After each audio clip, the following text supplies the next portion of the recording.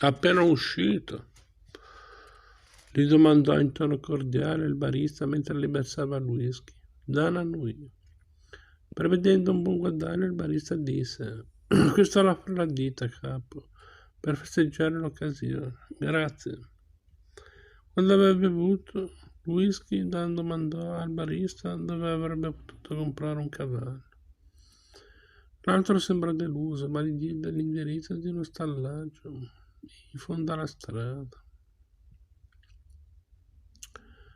Dan trovò il proprietario intento a riempire di fieno le manciatoie con un forcone. Era un uomo arcigno che lo guardò sospettoso mentre lui gli spiegava ciò che voleva. Appena uscito, disse lo stalliere. Aveva modi sgradevoli e Dan decise di metterlo subito sull'attenti. Appena uscito, amico, ma rientrerà subito se non usi un po' di educazione. A queste parole lo stalliere lo fissò in fondo agli occhi, e ciò che biscosse contribuì a fargli migliorare notevolmente le maniere.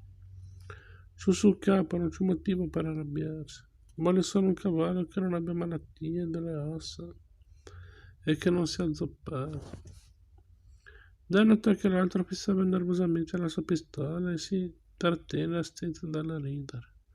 Dopo 5 anni di inattività con le armi, dubitava di essere in grado di estrarre la pistola con la necessaria rapidità o di sparare meglio di una bambina di 10 anni. Rifletté con una certa ironia che avrebbe fatto bene a ricordarselo quando parlava con estranei. Comunque gli parve di aver convinto il proprietario dello stallaggio. La contento subito, rassicurò l'uomo. Non si preoccupi. Non sarò preoccupato, voglio solo vedere un cavallo.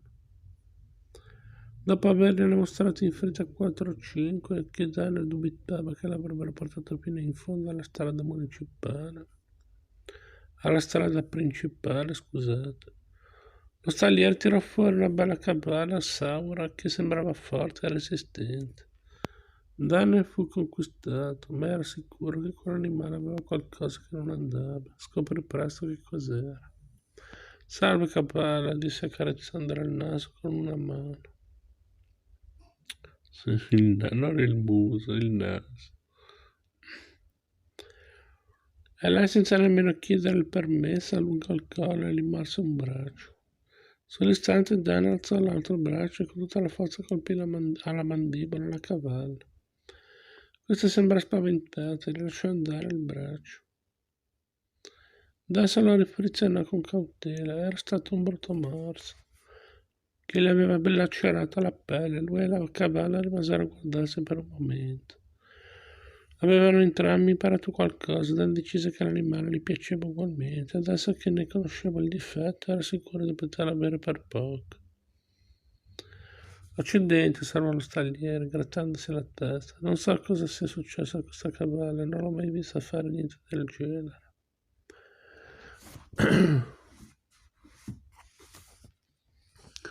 Allora avvicinati, amico, e accarezzare il muso.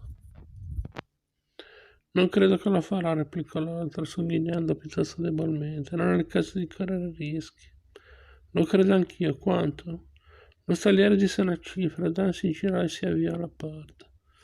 Ehi, aspetti un momento, esclamò l'uomo. 20 minuti dopo Dan aveva acquistato la cavalla per $25 e aveva convinto lo stalliere a dargli anche una vecchia sella in aggiunta. Furono entrambi soddisfatti dell'affare.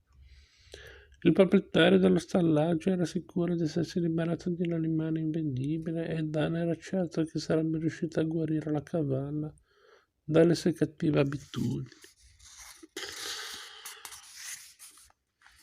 Al suo arrivo a Pecos 2 giorni dopo aveva altri 2 morsi sulla gamba, ma la cavalla era rinsavita. Il ramo di cespuglio che lui aveva usato come frusta le aveva lasciato qualche segno su un lato del collo, ma Dan sapeva di non averle fatto troppo male e i due si capivano alla perfezione. A Pecos Dan cercò lo sceriffo che gli aveva sparato alla gamba durante la rapina 5 anni prima. Voleva liberarsi dalla vecchia sella avuta dal proprietario dello stallaggio e lo sceriffo le aveva promesso che le avrebbe tenuto la sella e il resto delle sue cose per tutto il tempo che sarebbe rimasto in prigione. Bene, bene, disse lo sceriffo, guarda chi c'è. Quando sei uscito? L'altro ieri. Come va la gamba? Non male, un po' rigida a volte. Bene, bene. Ha la mia roba, sì. Lo sceriffo si era preso il disturbo di ingrassare la sella. Di tanto in tanto e dargliene più grato. Era una buona sella. Comperata per $200 dopo una vincita a poker. C'era anche il resto della sua roba, bisaccio da sella, rotolo delle coperte, fucili e utensili da cucina. Era tutto in buono stato, ringraziò di cuore lo sceriffo. È il meno che si possa fare, replicò lo sceriffo ghignando. Quando si è sparato in una gamba a un individuo e lo si è mandato in prigione per 5 anni. Giusto, Salvador, sorridendo, in ogni modo ne sono molto grato. Non dire sciocchezze, da che parte sei diretto? A ovest pensavo, ti serve un lavoro, fra poco. Perché non vai a sud allora? Cercano uomini come te da quelle parti. Un gruppo di piccoli agricoltori sono in lite con un grosso allevatore, un certo Painter, per il diritto di attingere l'acqua. Non so se potrà essere di qualche utilità in quel campo, disse Dan. Non dimentichi che sono un po' arrugginito come pistolero. Ti riprenderai. Un uomo che maneggia la pistola come te, Blaine, non disimpara di certo. Beh, proverò ad andarci e vedrò chi ha torto e chi ha ragione. Questo divertì lo sceriffo. Sei il primo pistolero che sente parlare di ragione e di torto.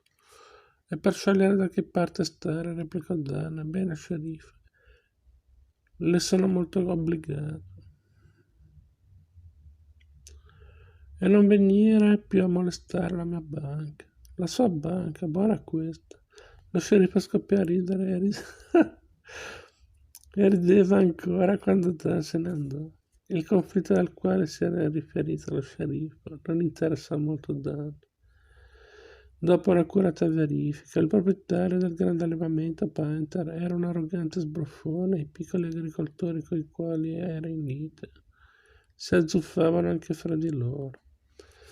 Oltre a questo, Dan non si sentiva particolarmente qualificato né interessato a maneggiare la pistola al momento.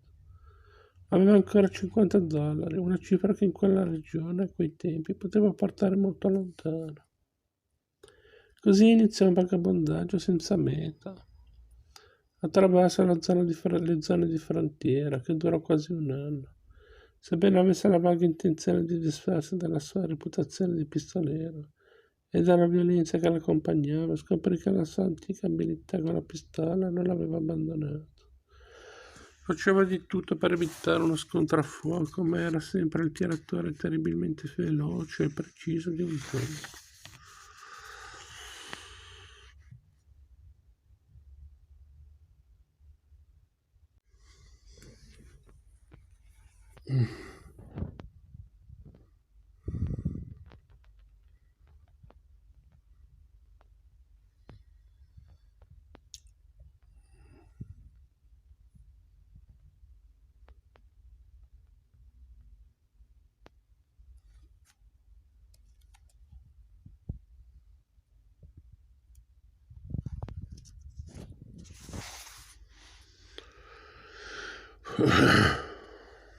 Appena uscito, gli domandò in tono cordiale il barista mentre gli versava il whisky. Dan annui. Prevedendo un buon guadagno, il barista disse: Questo l'offre la ditta, capo, per festeggiare l'occasione. Grazie. Quando aveva bevuto il whisky, Dan domandò al barista dove avrebbe potuto comprare un cavallo. L'altro sembrò deluso, ma gli diede l'indirizzo di uno stallaggio in fondo alla strada. Dan trovò il proprietario intento a riempire di fieno le manciatoie con un forcone. Era un uomo arcigno, che lo guardò sospettoso mentre lui gli spiegava ciò che voleva. Appena uscito, disse lo stalliere. Aveva modi sgradevoli e Dan decise di metterlo subito sull'attenti. Appena uscito, amico, ma rientrerà subito se non usi un po' di educazione. A queste parole lo stalliere lo fissò in fondo agli occhi, e ciò che biscorse contribuì a fargli migliorare notevolmente le maniere. Sul capo non c'è motivo per arrabbiarsi. Vuole solo un cavallo che non abbia malattie delle ossa e che non sia azzoppato. Dan notò che l'altro fissava nervosamente la sua pistola e si trattenne a stento dalla ridere. Dopo 5 anni di inattività con le armi, dubitava di essere in grado di estrarre la pistola con la necessaria rapidità o di sparare meglio di una bambina di 10 anni. Rifletté con una certa ironia che avrebbe fatto bene a ricordarselo quando parlava con estranei. Comunque gli parve di aver convinto il proprietario dello stallaggio. La contento subito, rassicurò l'uomo, non si preoccupi. Non sarò preoccupato, voglio solo vedere un cavallo. Dopo avergliene mostrato in fretta 4 o 5, che Dan dubitava che l'avrebbero portato fino in fondo alla strada principale, scusate. Lo stalliere tirò fuori una bella cabala saura che sembrava forte e resistente. Dan ne fu conquistato, ma era sicuro che quell'animale aveva qualcosa che non andava. Scoprì presto che cos'era. Salve cabala, disse accarezzandole il naso con una mano. Non il muso, il naso. E lei, senza nemmeno chiedere il permesso, allungò il collo e gli morse un braccio. Sull'istante Dan alzò l'altro braccio e con tutta la forza colpì alla mandibola la cavalla. Questa sembrò spaventata e gli lasciò andare il braccio. Dan se lo rifrizzò con cautela. Era stato un brutto morso che gli aveva lacerato la pelle. Lui e la cavalla rimasero a guardarsi per un momento. Avevano entrambi imparato qualcosa. Dan decise che l'animale gli piaceva ugualmente. Adesso che ne conosceva il difetto, era sicuro di poterlo avere per poco. Accidenti, osservò lo stalliere, grattandosi la testa. Non so cosa sia successo a questa cavalla, non l'ho mai vista fare niente del genere.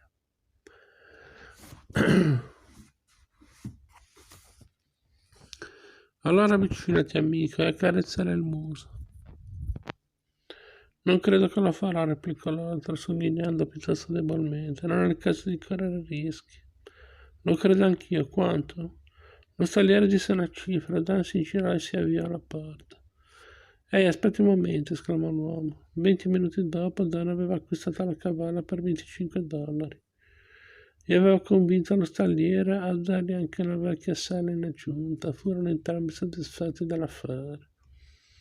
Il proprietario dello stallaggio era sicuro di essersi liberato di un animale invendibile e Dan era certo che sarebbe riuscito a guarire la cavalla dalle sue cattive abitudini.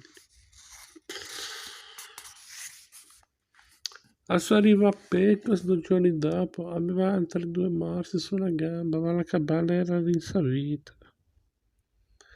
Il ramo di cespuglio che lui aveva usato come frusta le aveva lasciato qualche segno su un lato del collo, ma Dan sapeva di non averle fatto troppo male e i due si capivano alla perfezione. A Pecos Dan cercò lo sceriffo che gli aveva sparato alla gamba durante la rapina 5 anni prima. Voleva liberarsi dalla vecchia sella avuta dal proprietario dello stallaggio e lo sceriffo le aveva promesso che le avrebbe tenuto la sella e il resto delle sue cose per tutto il tempo che sarebbe rimasto in prigione. Bene, bene, disse lo sceriffo, guarda chi c'è. Quando sei uscito? L'altro ieri. Come va la gamba? Non male, un po' rigida a volte. Bene, bene. Ha la mia roba? Sì. Lo sceriffo si era preso il disturbo di ingrassare la sella di tanto in tanto e dargliene più grato. Era una buona sella, comprata per $200 dopo una vincita a poker. C'era anche il resto della sua roba, bisaccio da sella, rotolo delle coperte, fucili e utensili da cucina. Era tutto in buono stato, ringraziò di cuore lo sceriffo. È il meno che si possa fare, replicò lo sceriffo ghignando. Quando si è sparato in una gamba a un individuo e lo si è mandato in prigione per 5 anni. Giusto, Salvador, sorridendo, in ogni modo ne sono molto grato. Non dire sciocchezze, da che parte sei diretto? A ovest, pensavo, ti serve un lavoro, fra poco. Perché non vai a sud allora? Cercano uomini come te da quelle parti. Un gruppo di piccoli agricoltori sono in lite con un grosso allevatore, un certo Painter, per il diritto di attingere l'acqua. Non so se potrà essere di qualche utilità in quel campo, disse Dan. Non dimentichi che sono un po' arrugginito come pistolero. Ti riprenderai. Un uomo che maneggia la pistola come te, Blaine, non disimpara di certo. Beh, proverò ad andarci e vedrò chi ha torto e chi ha ragione. Questo divertì lo sceriffo. Sei il primo pistolero che sento parlare di ragione e di torto. E per scegliere da che parte stare, replicò Dan. Bene, sceriffo. Le sono molto obbligato. E non venire più a molestare la mia banca. La sua banca, buona questa. Lo sceriffo scoppiò a ridere e rideva ancora quando Dan se ne andò. Il conflitto al quale si era riferito lo sceriffo non interessò molto Dan. Dopo un'accurata verifica, il proprietario del grande allevamento Panther era un arrogante sbruffone e i piccoli agricoltori coi quali era in lite si azzuffavano anche fra di loro. Oltre a questo, Dan non si sentiva particolarmente qualificato né interessato a maneggiare la pistola al momento. Aveva ancora $50, una cifra che in quella regione a quei tempi poteva portare molto lontano. Così iniziò un vagabondaggio senza meta, attraverso le zone di frontiera, che durò quasi un anno. Sebbene avesse la vaga intenzione di disfarsi della sua reputazione di pistolero e dalla violenza che l'accompagnava, scoprì che la sua antica abilità con la pistola non l'aveva abbandonato. Faceva di tutto per evitare uno scontro a fuoco, ma era sempre il tiratore terribilmente veloce e preciso di un tempo.